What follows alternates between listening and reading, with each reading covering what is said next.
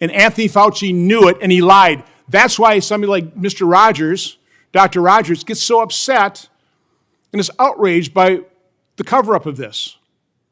Now, do you know what the mRNA does? It's not a traditional vaccine, is it? Do you realize that? This is the basic operation. Do you know how it works? It doesn't appear like you do. I mean, just yes or no. I mean, do you know that or not? Because I talk to a lot of doctors who don't have a clue. Have you heard about this? That there's DNA contamination in, particularly the Pfizer? You're aware of that? Yes. And do you know at what levels it exceeds the FDA recommended amounts? Welcome back to the channel. Today we're diving into a heated discussion about mRNA vaccines, DNA contamination, reported adverse events, and the growing public outrage surrounding these issues. I'll break this down into 10 key points, so stick with me until the end. And if you're new here, make sure to hit that subscribe button so you never miss an update.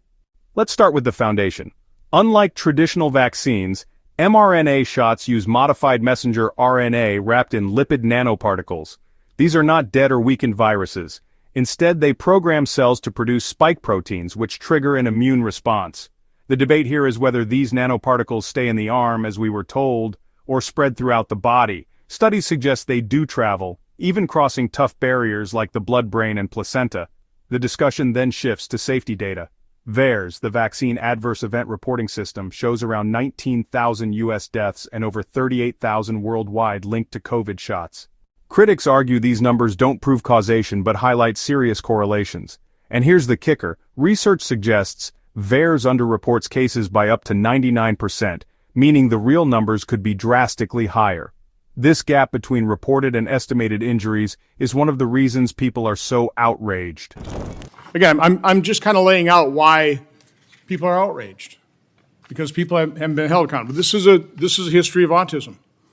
This is a chart showing from, again, hard to say, but with CDC numbers starting in around 2000, from 1 in 150 to now 1 in 31. According to your testimony back in 1970, it might have been 1 in 10,000, a little less certain than using CDC numbers, but there's been an explosion. What are we doing about it? Who's asleep at the wheel?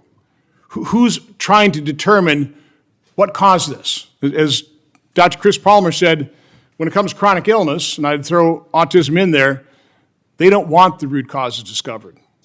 That's why people are outraged. That's why people may put on Twitter things that they may regret later. Let's put up the next chart, number 3. This is probably my most censored chart. Dr. Scott, were you aware that worldwide on VAERS we've reported 38,742 deaths worldwide associated with the COVID vaccine? Were you aware of that carnage? I'm not aware of that figure in particular, no. In America, I believe the number 19,000, correct? Again, but VAERS does not prove causality. Oh, I've heard that time and time again. So let's take a look at the bottom figure down here.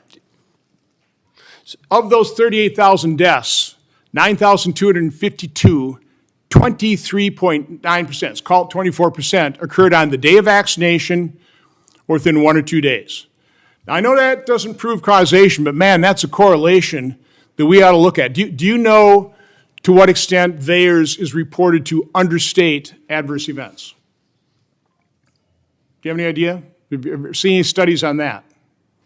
I'm sorry, what's the question? To what extent does VAERS underreport adverse events? Again, it's a pain to report something to VAERS. Okay, doctors are busy, takes half hour, 45 minutes. A lot of people don't know about it, so the vast majority of adverse events from a vaccine or a drug doesn't get reported to VAERS. So again, they've actually done studies on this. Do you know what percent actually get reported versus what doesn't get reported? No. Somewhere between 1 to 10%, correct, Mr. Siri? No, it's less than 1% according to an AHRQ-funded study of Harvard researchers. So if it's less than 1%, let's just use U.S. figures. Okay, by the way, what is this, 17,000 or 19,000 U.S. deaths? Yeah, it's close, okay? It's one of those 17 or 19,000 deaths reported in the U.S. based on VAERS. If we're only recording 1 out of 100, that would mean deaths from the vaccine is somewhere between like 170,000 in the U.S. 170, again, that's at that kind of reporting ratio. This is why people are outraged. And what people are denying, they're not denying the potential effectiveness of vaccines. I think most of us think, yeah, they probably work to a certain extent. Okay? What they're denying are the vaccine injuries, the injection injuries. Mr. Scott, how much do you know about the mRNA technology? A fair amount. So is the mRNA that's encapsulating the lipid nanoparticle, is that true mRNA? Is that true mRNA? I mean, true mRNA, your messenger RNA, degrades very rapidly in the body. Mm-hmm. Correct? Correct. So the mRNA in the injection, is it true mRNA? Does it degrade rapidly in the body? Do you not know? I do know. Yes, it does. But it does. It does not. It's modified. It's modified mRNA, and it's designed not to degrade. And there are studies that show it sticks around the body. We don't know how long. The lipid nanoparticle. Do you realize that it was designed to permeate difficult to permeate barriers, like the blood-brain, like the placenta barrier? Did you know that? Did you believe when Fauci told us that the mRNA shot would stay in the arm? Did you believe that? It's a simple yes, no. I mean, do you believe the COVID injection stayed in everybody's arm? Do you believe that's what happened? Primarily. You think so, huh? Were you aware of the Japanese FOIA of the study that was conducted of biodistribution where in rats it biodistributed all over the body, accumulated in the adrenal glands, in the ovaries? Because the lipid nanoparticle is designed to permeate difficult to permeate barriers, the designers knew, and they did a study that would biodistribute all over the body, but our CDC, Anthony Fauci, said it was going to stick in the arm. Now, do you know what the mRNA does? It's not a traditional vaccine, is it? Do you realize that? It's not an attenuated or a dead virus. It's messenger RNA, modified RNA, this encapsulated lipid nanoparticle that distributes all over the body, and when it attaches to a cell, it unloads its mRNA into the cell, and it turns the cell into a manufacturing cell of a protein that is toxic to it. Do you realize that? Are you aware of that? I mean, just yes or no. I mean, do you know that or not? Because I talk to a lot of doctors who don't have a clue. I know a fair amount about the mRNA vaccines. Do I know about all of these studies that you're referring to? This isn't a study. This is the basic operation. Do you know how it works? No.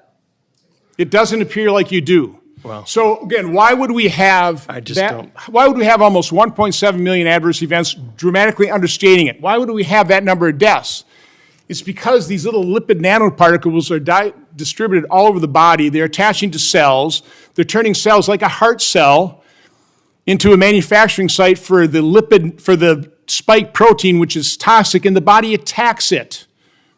It causes inflammation. That's what myocarditis is.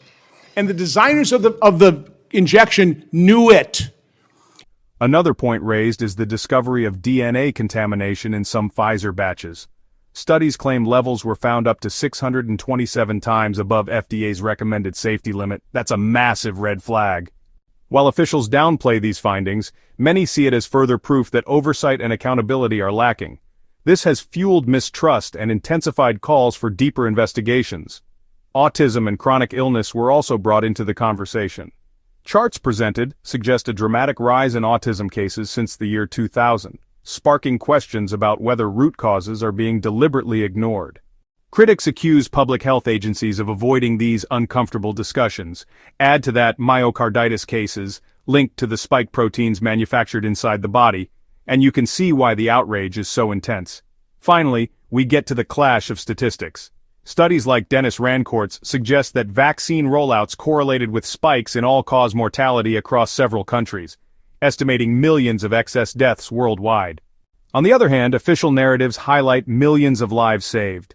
These wildly different conclusions leave the public confused, skeptical, and demanding answers.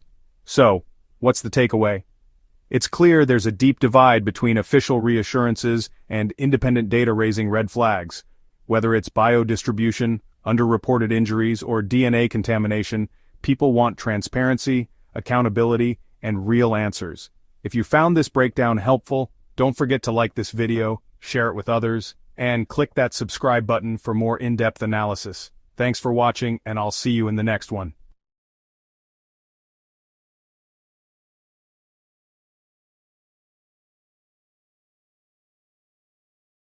And Anthony Fauci knew it, and he lied. That's why somebody like Mr. Rogers, Dr. Rogers, gets so upset and is outraged by the cover-up of this.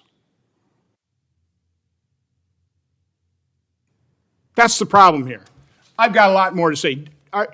Have you heard, do you know anything about, for example, the DNA contamination that's being reported? I want to enter into the record the McKernan study, just recently released, without objection. There's nobody to object.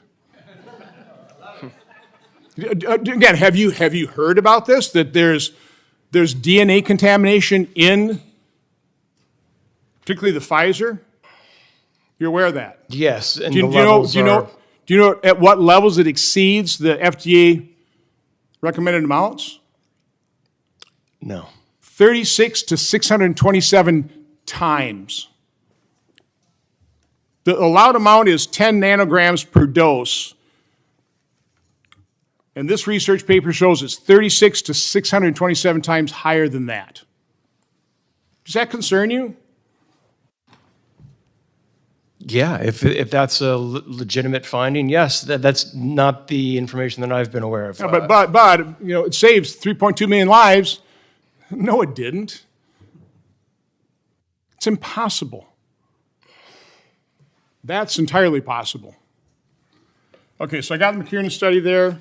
How about Dennis Rancourt's study? Are you aware of that one? It's a model. No. But it's a model of, I think, 17 equatorial and south hemisphere countries whose excess all-cause mortality was highly correlated to the uptake in the vaccine. So based off that study, their data, he estimates 17 million people died of the COVID injection. 17 million. I don't know, it's a model. It's like the 154 million. It's like the 3.2 million. It's like the 2.5 million. It's all those numbers that are confidently spewed. This study gets no reaction. I've entered that in the record.